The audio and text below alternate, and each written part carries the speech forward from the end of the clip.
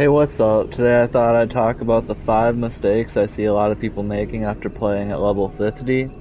And once I got to endgame while trying to level up, and I made a ton of different mistakes and stuff you can really benefit from knowing that will save you a ton of time and missing out on a ton of progress like I did. And there's a lot of stuff in the end game that takes a decent amount of time to learn, and I'm gonna go over those things now along with the 5 things you should do once you reach end game to really max out your character and progress the rate you should be. Okay, so the first thing you want to get done is once you reach level 50 is you're gonna get introduced to the Tree of Whispers, which is where I'm at right now. And the Tree of Whispers is important because whether you're starting at level 50 or even a bit after, because it's a dependable way to get nightmare sigils. And if you're not familiar with nightmare sigils, they're used to open nightmare dungeons. If you go to your consumables tab, and once you get the some, that's where they'll appear, and they're based on different tiers of difficulty. Like this one's a 10, this one's a 9. This one's a 9, and it all starts at level like 53-ish, so each tier it adds 1 level. So tier 9 would, that'd be around level 61, 60, and okay. And you're gonna come back here, and not only that, but you're gonna get armor and weapons as well. And once you get enough sigils, go to the occultist, which we'll just go right over here. And once you go to the occultist, in any town you can craft nightmare sigils using sigil powder, and you get the powder from mostly nightmare dungeons. So this is an unreliable way because once you're out of powder, you're unable to craft anything, which is why you want to use the Tree of Whispers to your benefit. That way you can get some a lot easier, and I'll go over the specific nightmare dungeon elements in a second. And when you do want to craft nightmare sigils and notice you're running out of powder, what you can do is take some weaker sigils and salvage them, and each tier costs more and more powder to make. So if you do run out, you can go in there and get rid of your weaker sigils. And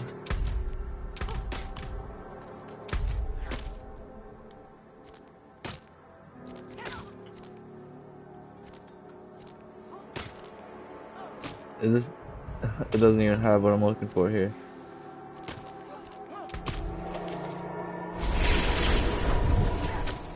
And you don't really even need the weaker sigils once you get past level 55, because everything that's lower level than you is going to start dropping off by 10, 20 to 30% and higher until it's like 1 experience per monster. And yeah, you want to keep going higher and higher as you level up. And so far I see a lot of people not taking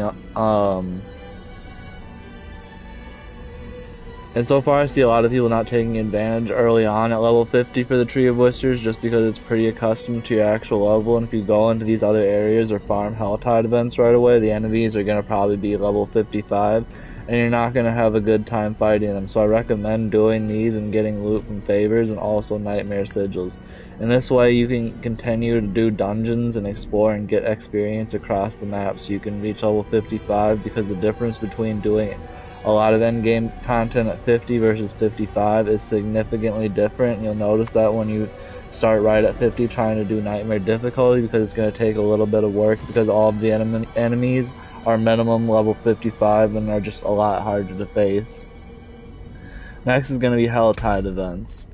Now there's a website you can go to, helltide.com, and it'll tell you when there's a helltide event. There's not any going on right now, but if you go on the website, it'll tell you the exact time when it'll start. Like, I can go to it right now, and it starts in an hour and 14 minutes, so it must have just ended. And it'll pop up on the map, and it'll show you on the website where it is exactly on the map, so you don't gotta look forever for it. And then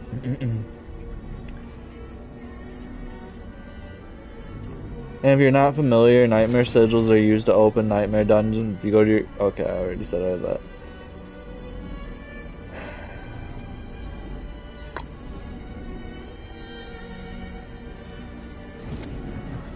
And so far I see a lot of people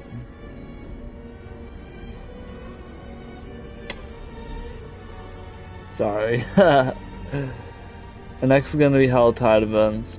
Helltides can help you gain a lot of experience pretty fast and a lot of really great gear, considering once you get to level 50, the biggest thing here is making sure you get level 50 for the next breakpoint worth of gear. And once you hit level 50 gear, you start to become a lot more powerful, and it gives you a lot more bonuses, and the helltide zones can give a lot of experience and a lot of good armor, specifically legendaries.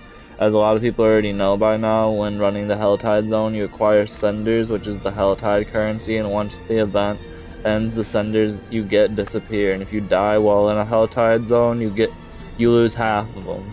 And this currency is used to buy chests around the helltide zone that give you legendaries. Now, one big mistake I made, especially at the beginning while doing the helltides, is when you're under leveled or going from 50 to 54, is you're going to want to preferably go in a group, because otherwise you're going to die a lot and it's going to piss you off.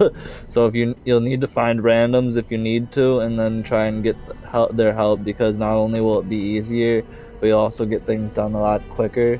Now, the other big mistake I made a lot with helltide zones, to save anyone who hasn't really delved too much into them yet, is the trouble is running around these helltide zones and trying to find certain chests. And if you're not aware, there's certain chests with specific things, and certain ones require certain amounts of currency. Like some are 50, some are 75, some are 175, and there's certain chests in each helltide that requires 175, and these are the best to get, because instead of getting one legendary, these will give you a guaranteed 3 to 5 legendaries. And most times you'll be getting 4 or 5 legendaries, and there's always like 2 of them in each helltide event. So try to run with a group to maximize your potential. And I'll put a link in the description that's just called helltides.com. It's pretty simple. I don't even really think you need that. And it's just a current live event map of all of the helltides and across all of the servers and where the chests will be, and people vote on the chests to tell you exactly which ones are worth going to check out, because it can take you like 20 to 30 minutes to find. So if you're going to run a helltide pool, pull up the site and then, go and do that shit quickly. Next up is nightmare dungeons. And nightmare dungeons are harder difficulties than regular ones that give you more experience, which you unlock through sigils, which you get through the methods I talked about earlier. And once you get one, you can click on it and it will activate a nightmare dungeon. Here, I'll just show you right now. Like, I'll activate this tier 10 or tier 9, whatever, and I'll show you, it pops up right on the map for you right there.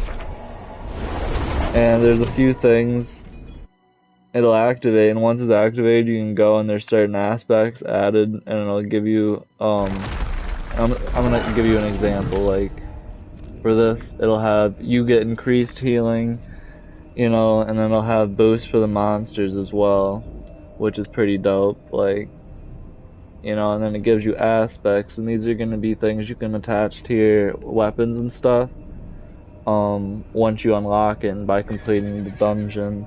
Certain things are for certain classes. This is useless for me, even though it is necromancer, because I don't use bone spear.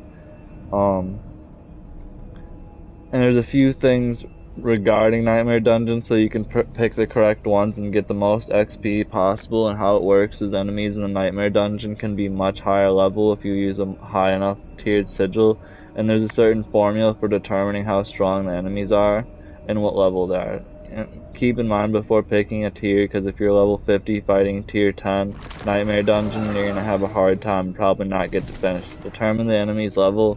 You're going to check out what tier you're on and add whatever tier sigil you have. Like if you use a tier 1 sigil on world tier 3, then the enemy's level is going to be 54. If you add a tier 10 sigil, they'll go from 53 to 63. And this is important to know because there's some big XP bonuses and big XP drop-offs and can really slow down your progression without you even really noticing. There's an XP boost depending on what nightmare sigil you select, which is why it's important. So let's say if I'm level 58 and the enemies are on level 50 or one level above me, I'll get a 15% more XP. And if they're 2 levels above me, I get 20%. And if they're 3 levels above me, you get 25%. It keeps going after 3, but becomes much less significant, so the best strategy is to do nightmare dungeons 3 levels above you, and the big mistake people make here, especially past level 55, is also, this also works in the opposite direction as well. If you fight enemies 1 level below you, it's negative 10%, 2 levels below you is negative 20, 3 is negative 30, until eventually, like I said earlier, it drops off until it's 1 experience. So you can make a big oof by doing nightmare dungeons on enemies lower level than you. So if you took a level 1 sigil and used it on a world tier 3 with a level 58 character, you'd be losing more than 30% negative XP. So pay attention, and eventually you'll need to salvage weaker sigils for stronger ones, just period. Like, you're not going to need them at all, like I said. And the next big mistake people are making a lot is not knowing enough about their gear to actually equip the right pieces. So for example,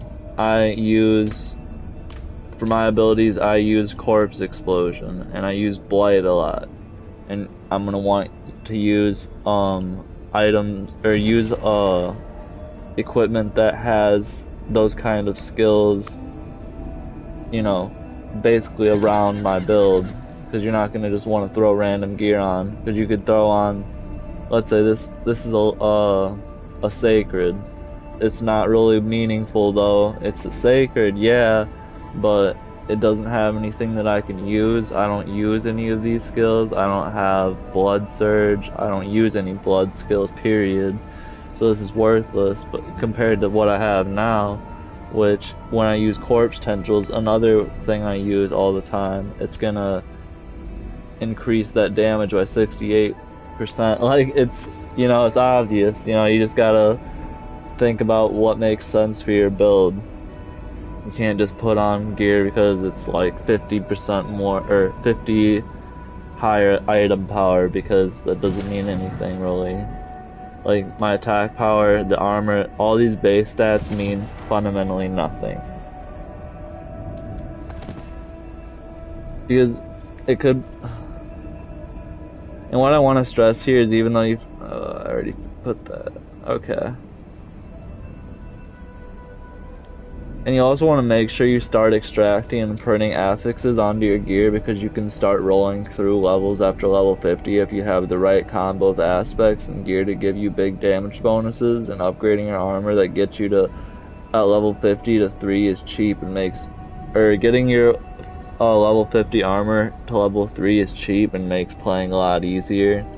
Like, I've got all my armor at least to level 3 right here, and it makes a significant difference. It really does. And the final thing for endgame is to pay attention to gloves, because there's something special about gloves. And they're the primary item that gives you plus ranks to your skills, and also your amulets and rings do the same, but your gloves are going to give you the biggest bonuses. And if you have gloves you want, but want to change some aspects, you can always take it to the occultist and change out anything you don't need, unless it's a sacred item. You can't do that for the sacreds. You can do it for the legendaries, but you can't do it for the sacreds. Anyways, these are the big mistakes I saw initially, and you found this helpful. Give me a like, give me a subscribe, and I hope this helped anyone out. Peace.